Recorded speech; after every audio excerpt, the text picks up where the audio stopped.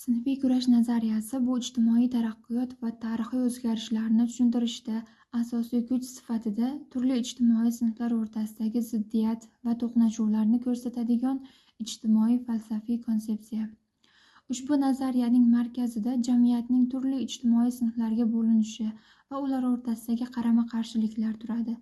Nazariyaga ko'ra, tarixni harakatlantiruvchi kuch bu turli sinflarning iqtisodiy manfaatlari to'qnashuvi va hukmron sinflar bilan ezilgan sinflar o'rtasidagi kurash hisoblanadi.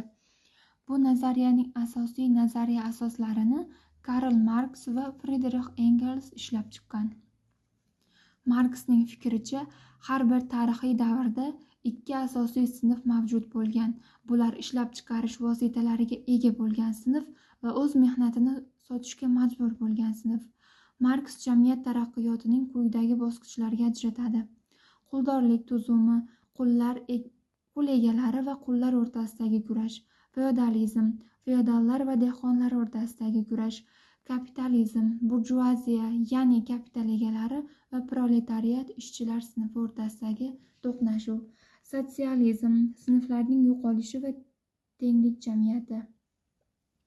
20-asrda sinfiy kurash nazariyasi tanqid qilinadi, chunki u jamiyatni faqat iqtisodiy va sinfiy qarama-qarshiliklar orqali tushuntiradi.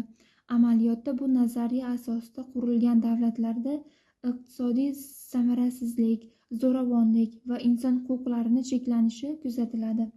Shuningdek, o'rta sinfning kengayishi, ijtimoiy qatlamlarning murakkablashuvi va demokratik islohotlar orqali muammolarni hal qilish mumkinligi bu nazariyaning cheklanganligini ko'rsatadi. Garchi klassik shaklda sinfiy kurash nazariyasi ko'plab mamlakatlar tomonidan rad etilgan bo'lsa-da, uning ba'zi g'oyalari hali ham ijtimoiy tengsizlik, iqtisodiy adolat va jamiyat taraqqiyoti masalalarini o'rganishda qo'llaniladi.